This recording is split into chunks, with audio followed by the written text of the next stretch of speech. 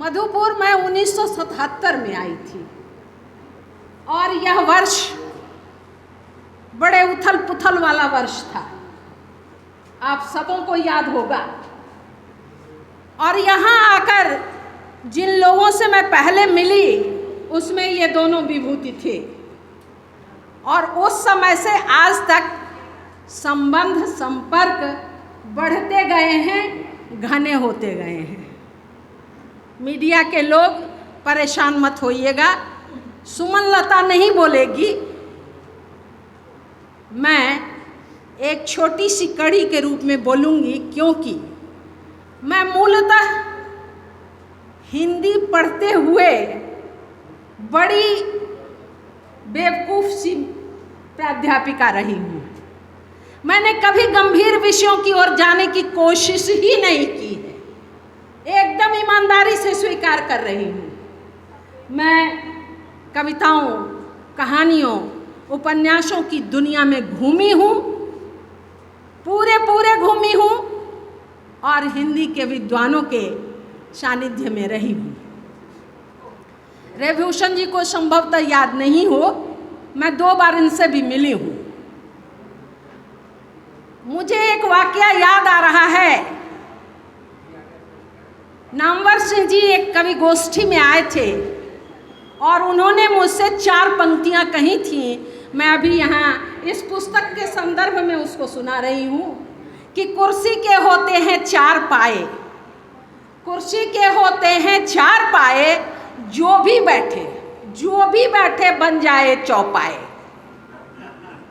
तो कुर्सियत की, साम्राज्यवाद की पहली खूबी होती है कि व्यक्ति मनुष्य से पशु चौपाया बन जाता है।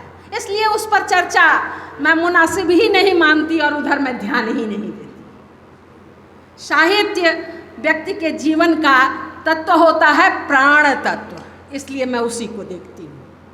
और राजनीतिक समझ मेरी बिल्कुल जीरो है, मैं कह ही चुकी हूँ। लेकिन इस किताब ने अपनी राजनीतिक पैठ के साथ भी मुझे बांधा और विवश किया कि मैं उसे आद्योपांत पढ़ जाऊं, और मैंने पढ़ा। और घनश्याम जी ने एक दिन फ़ोन किया कि किताब आपको मिली। मैंने कहा मैं तो उसको आधे से अधिक पढ़ भी गई, और पढ़कर मैंने यह पाया, जैसा अभी रविभूषण जी ने कहा, कि इसमें साहित्य भी है, साहित्य की बहुत सारी विधाएं हैं, और इसमें समाज शास्त्र भी है, अर्थशास्त्र भी है, राजनीति शास्त्र भी है। और इन सभी शास्त्रों की समझ कम होते हुए भी मुझे सब कुछ सही समझ में आया। यह इनकी सफलता है, कुशलता है।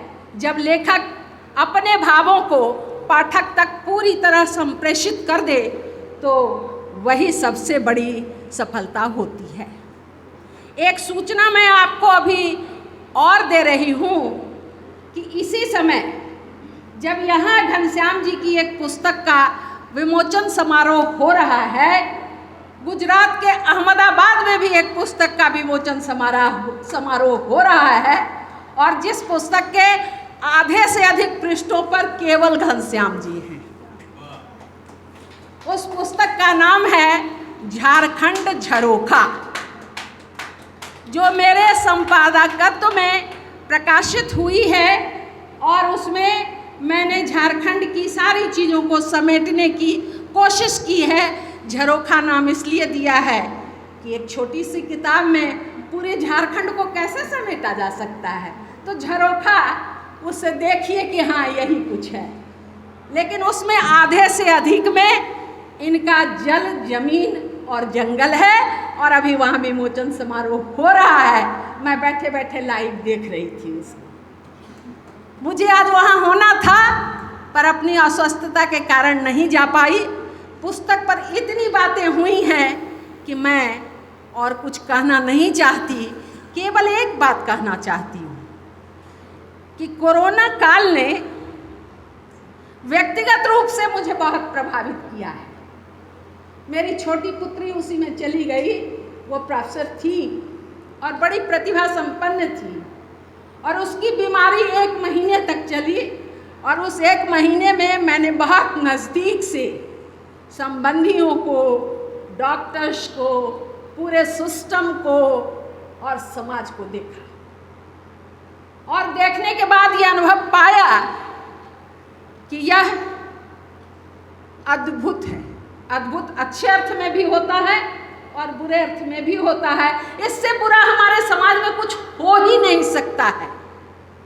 अभी पूर्व के वक्ताओं ने कहा कि हवाई जहाज पर चढ़कर आया, बिल्कुल सही कहा आपने, हवाई जहाज पर चढ़कर आया और उसी वायु गति से ही हमारे समाज के सारे तार छिन्न भिन्न करता हुआ चला गया।